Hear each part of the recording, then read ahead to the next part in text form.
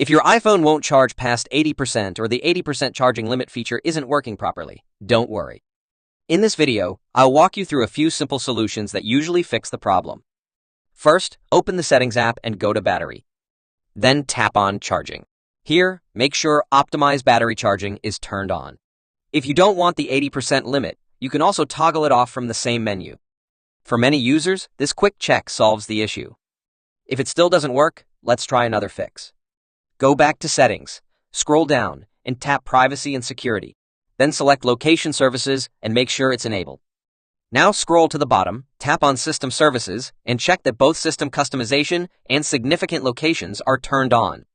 These help your iPhone learn your charging patterns and manage battery health more effectively. Still not fixed? Then the final step is to reset all settings. To do this, go to Settings, General Transfer, or Reset iPhone. Tap Reset, then choose Reset All Settings. Don't worry, this won't delete your personal data. It only resets things like Wi-Fi networks and system preferences.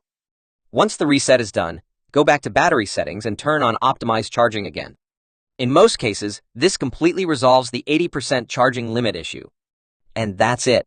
With these three methods, you can easily fix the charging problem on your iPhone. If you found this helpful, make sure to like the video, share it, and subscribe for more iPhone tips and tricks.